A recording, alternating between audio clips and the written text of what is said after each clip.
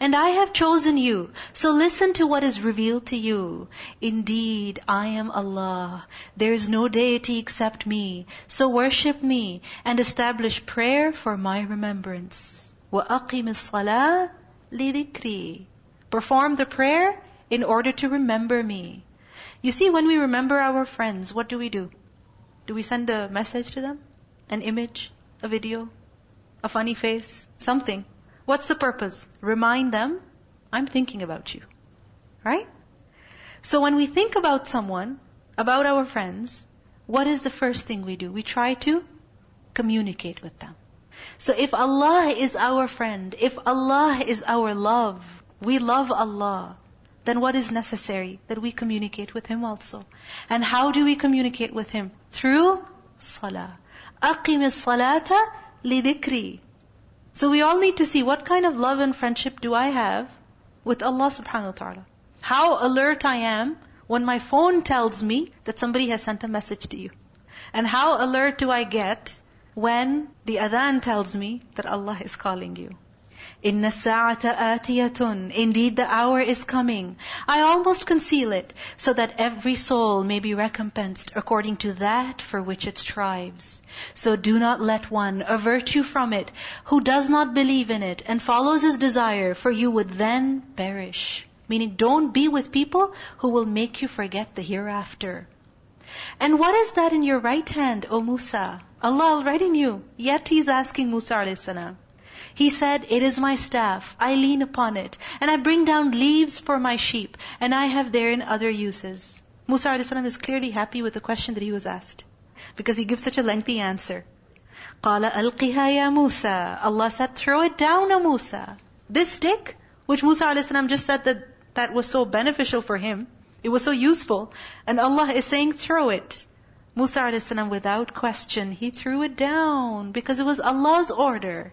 And thereupon it was a snake moving swiftly. Allah said, seize it and fear not. Grab it, have trust in Allah. We will turn it to its former condition. And so it happened.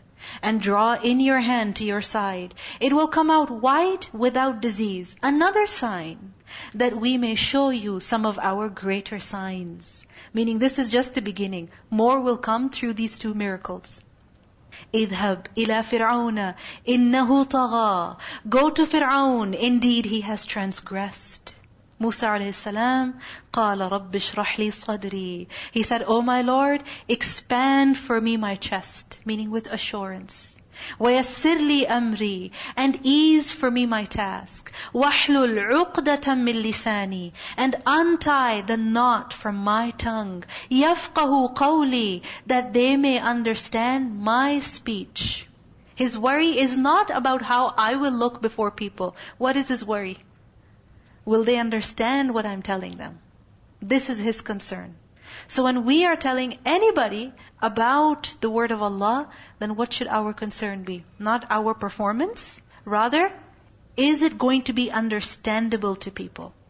وَاجْعَلْ لِي وَزِيرًا مِّنْ أَهْلِي. And appoint for me a minister from my family.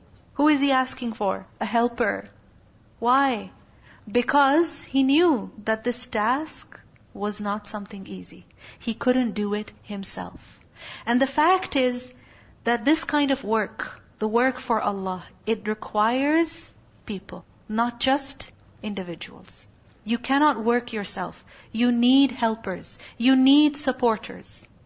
And he said, Haruna akhi, Harun, my brother, meaning the one who's closest to me, in relationship also, my brother. He will assist me. So you see, Musa a.s. is asking Allah, oh Allah, you give me a helper. And we also need to ask Allah for helpers. The Prophet ﷺ, he said, whoever among you is appointed to a position of authority, if Allah wills good for him, He will give him a righteous minister who will remind him if he forgets and help him if he remembers. Meaning then Allah will give him good companions, good helpers. So having good helpers in the way of Allah, this is a huge blessing. And this is something that we need to pray for. That, oh Allah, you grant me helpers. You send people so that I'm not alone in the struggle. Ushdud bihi azri. Increase through him my strength. Because together we are stronger. How much can one person do? How much can he do all by himself? He cannot. We need help of each other. And when we put together our efforts, when we combine our efforts, then the results are much greater, much better. And let him share my task. Let him share my task. Now this is something very difficult to do. We should be willing to share. The first thing is we have to realize we cannot do it all by ourselves. Many women, us, we have this problem. My kitchen, my territory, my house. Right? You don't even bother to help me. Because you're not going to do it my way. And because it's not going to be my way, I'm not going to be happy. So even though you want to help me and I need your help, I'm not going to take your help. I will do it myself, even if I die. We become very stubborn. But look at Musa a.s. He's saying, Ashrikhu fi amri. Basically what he's saying is, oh Allah, you've given me prophethood, give Harun prophethood as well. So that both of us, we share the responsibility. Because I cannot do it myself. كَيْ نُسَبِّحَكَ كَثِيرًا. That we may exalt you much. وَنَذْكُرَكَ كَثِيرًا. And we remember you much. Because a good friend reminds you of your purpose. A good companion reminds you of your purpose. And what is that purpose? To worship Allah. Because it's very, very easy to lose focus when you are doing something for the sake of Allah. You start off with a pure intention, and then what happens? Then your personal ego comes in. Or your image comes in. You want to promote yourself. It's natural. It happens because shaitan is after every single one of us. So what is necessary? That we have people with us who will remind us, we're doing this for Allah. كَيْ نُسَبِّحَكَ كَثِيرًا وَنَذْكُرَكَ كَثِيرًا. And the company of a good friend is a source of increase in faith. And over here we see that Musa a.s., what is his intention? That we will worship you more. We will exalt you more. Because what happens? You start doing dhikr and you forget. But then when you see somebody else doing dhikr, you remember. You remind them, they remind you. Aisha radhiyallahu anha narrated, the Prophet ﷺ used to remember Allah in all of his affairs. In all of his affairs. So likewise, Musa a.s. said, وَنَذْكُرَكَ كَثِيرًا إِنَّكَ كُنْتَ بِنَا بَصِيرًا. Indeed, you are of us ever seeing. Meaning all our affairs are before you, Ya Rabb. When can we say this? Can we say this while we are sitting with our friends? That, oh Allah, you're watching us? Can we say this? Because generally when we are with our friends, then what do we think? Nobody's watching us. We make sure nobody's watching. And then we talk about things that we want to talk about.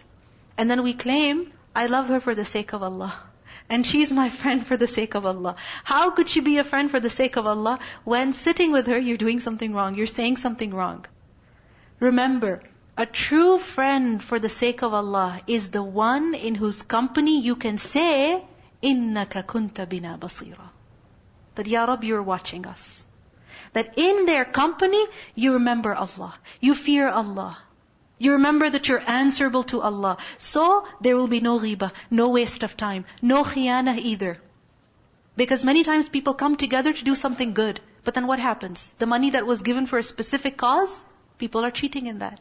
The time for which a person is being paid to do some good work, what happens? That time is just being spent in chatting. So, إِنَّكَ كُنْتَ بِنَا بَصِيرًا. قَالَ قَدْ أُوتِيتَ سُؤْلَكَ يَا مُوسَى. Allah said, you have been granted your request, O Musa. Because for Allah, nothing is difficult to give. Everything is easy for Him. So you want a sincere helper? You want a companion? You want a friend who will truly help you in the way of Allah? Ask Allah.